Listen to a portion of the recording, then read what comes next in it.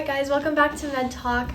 So my name's Katalina and we're going to be doing a little bit of a different approach. As you can see, my counterpart Gabriel is not here right now. He is behind the camera studying away. Yep. And so I'm today going to be talking about the second section of this chemistry unit that I am currently studying. This one is mass spectrometry and isotope abundance. So if you haven't watched the first video yet, go ahead and check it out. I talk about the history of atomic structure and a little bit of an intro into this and some problems you can kind of solve with that history. But this one is going to be very much so more detailed and math heavy, so make sure you have a periodic table ready, some pen and paper, and a calculator if you don't want to be doing 5 significant figures of decimals in your head. So let's go ahead and start by talking about what an isotope is. So I know I already kind of talked about this last video, but for anyone who's coming in new, an isotope is when an element or an atom has different amounts of neutrons but the same amount of protons. So the element type still remains the same, but the atom weight changes because remember, atomic mass is equal to the protons and the neutrons. And I just want to clarify, weight and mass are two different things. Mass is just in general what something, the amount of something, and weight is the amount that gravity puts pressure onto it. So two different things, just so you know. But anyways, back to these isotopes. So isotopes are naturally occurring, and again, they're just a difference in the atomic mass, but it really does affect the stability of it. So then we have our average atomic mass, which is what we have on our handy little periodic table. If you're in chemistry, you know this is going to be your best friend. You're going to be marrying your periodic table. So the average atomic mass is the value that is underneath the element symbol, and it is the average of all the isotopes' mass. So what mass spectrometry is, it is a powerful technique for identifying unknowns, studying molecular structure, and probing the fundamental principles of chemistry, according to my chemistry professor. So examples of when mass spectrometry can be used include identifying and quantifying pesticides in water, identifying steroids in athletes. If you haven't checked out our Olympic video, you'll definitely want to check that out because we talk about steroid use there, and looking for life on Mars as well. So mass spectrometry consists of 3 basic parts. So we have an ion source, a mass analyzer, and a detector system. So the steps for how this goes is we produce ions from a sample and we separate those ions of different masses. We detect the number of ions of each mass produced, and we collect the data and generate the mass spectrum. So how that kind of works is we can bombard gas phase species with high energy electrons, which create a negative or excited state. And I can kind of go more into excited states later in this series, but pretty much what it is the electrons are jumping up to a higher energy level and becoming more excited. And these fall apart, kicking off 2 electrons, resulting in a positive charge. Positive charge is just when the amount of protons outweighs the amount of electrons. And then ions accelerate by successively more negatively charged plates. And this produces fast-moving and focused stream of positive ions of differing masses. Because remember, the neutrons are making the mass change because there's a different amount of neutrons in all of these different isotopes. Then the ions are then separated into a magnetic field, and all the ions have the same charge but different masses because the charge relates to the amount of electrons. And the electrons and protons are all the same for all of these, but the neutrons are the one thing that's different. And a moving charge in the magnetic field creates a force that's lighter ions will be more affected by and bend further than heavier ones. So therefore we can identify with the lighter ones, that they're going to be a different isotope than the heavier ones, clearly because they have a different amount of neutrons. So now we can go into mass spectra. So I'm going to go ahead and put up a graph right here so you can see what it looks like. But boron has 2 isotopes, so 10B and 11B. So on the x-axis we have Mz, and on the y-axis, we have the relative abundance of that mass. So pretty much what MZ means is like how much it weighs. So 10 boron weighs 10, and then the relative abundance of it, you can look on the y-axis and see where it is. So then we can get into chlorine. Now, chlorine's a little trickier, and I'll explain why in a second, but it only has 2 isotopes. So I'm gonna go ahead and write those isotopes up on the board. And we have 35 Cl and 37 Cl. Cl is just the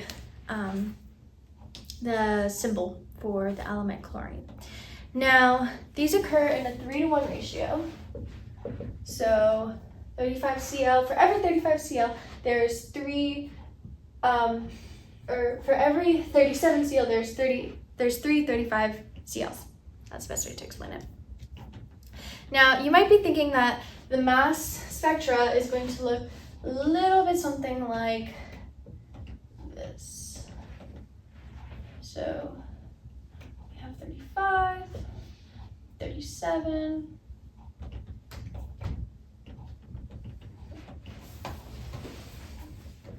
and it's gonna look a little something maybe like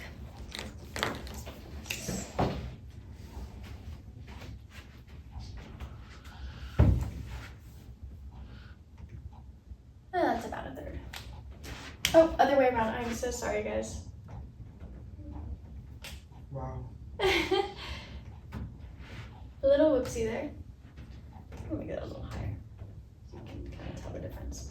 So you might think that it's 3-to-1, right? Well, you would be wrong. So the reason that this is because chlorine is a diatomic molecule, or atom.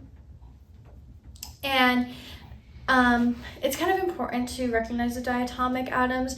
There's, I believe, 7 of them, so go ahead and memorize those. They're going to be super crucial in chemistry. So they exist in different bond types. So we can have a 35 and a 35. That's going to get us 70. We could have a 35 and a 37. That's going to give us 72. We can have 37 and a 35. That's also going to give us 72. Or we could have 2 37s. And that's going to give us 74. So now to calculate the mass spectra of these, what we can do is take the 3 and 1 of each of these and calculate the possible mass spectra of them, or the mass abundance of them. So right now we know that for this one, 35 and 35, that is a 3 and a 3. So 3 times 3 is going to give us 9 is the ratio for it. Now 35 and 37, that is a 3 and a 1. And 37 and 35, that is a 3 and a 1. That's equal to 3. That's equal to 3. Now we can add these two together because they're the same weight, both 72. So that's going to give us a 6 for this. So right now we have a 9 and a 6 in our ratio. Now we know that for 37, they have a abundance of 1 and 1. That's going to give us 1. So this appears in a 9, 6, 1 ratio of mass spectra. And that's going to be 75, or 70 is the 9, 72 is the 6, and 1 is 74. That's pretty much what it looks like. Now we can draw this out. I'm going to go ahead and pop up a picture here, but go ahead and pause the video and try to draw what the graph would look like for this. So it would look like that, and then we'll go ahead and try out some problems for this. So let's go ahead and do some problems now, just a couple of them, to kind of really make sure that you have a full understanding of mass spectrometry.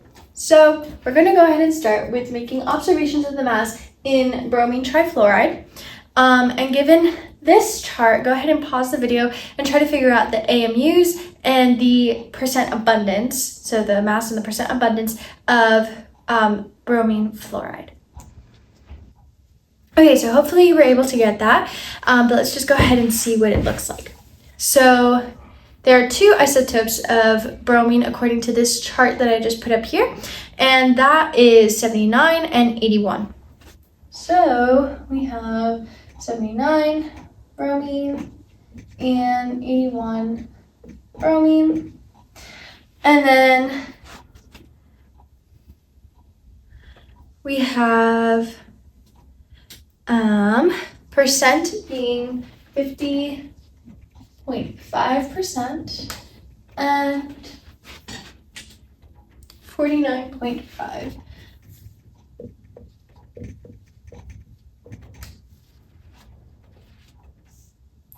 Now we have that fluoride has only one isotope, and that it is 19 is the mass. Sorry guys, that was a little bit of an ugly one. 100%. Okay, so what we can do to find these is pretty simple. What we're going to do is take 79 bromine and bond it with 3 fluorides. So if you do the math, 79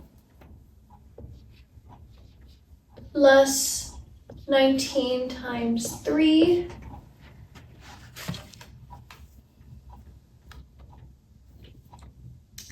so you do 79 plus 19 times 3.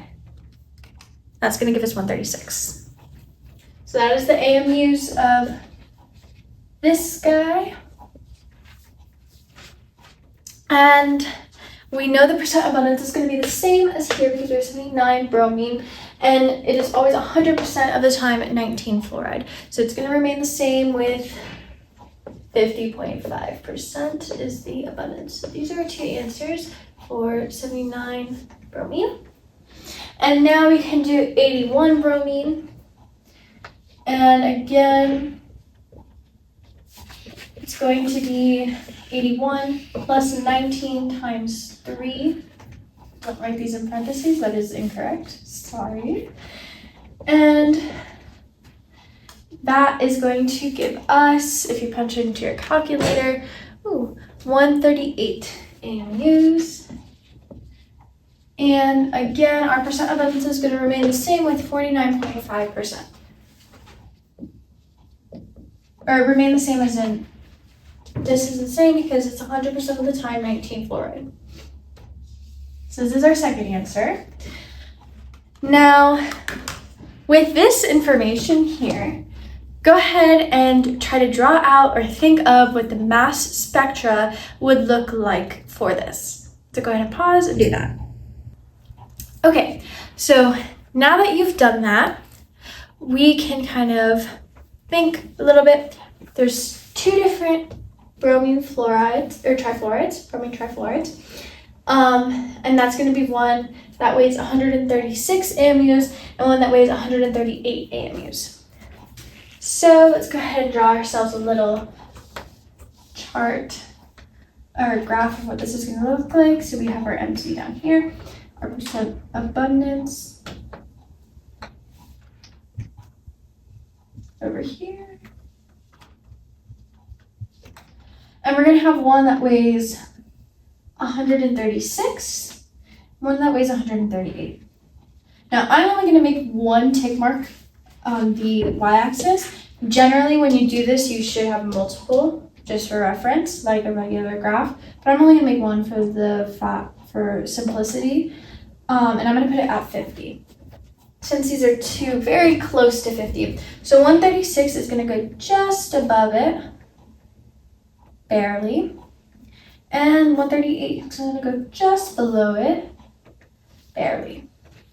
And there you got it. So this is relatively simple. I think the biggest thing to watch out for if you get a question like this is that you write this little chart for yourself so you know the different percents. Now, if you wanted to find the relative abundance, the best way to do that is after finding the weight, you put in the percent times the weights and use that. That would be the easiest way to do it. If you had multiple percent abundances rather than having one element with 1% abundance and one element with 2% abundances. And that's pretty much it for mass spectrometry. So make sure to go ahead and check out the next video where we talk more about atomic structure, light waves, and photons. And yeah, until next time, let's talk med.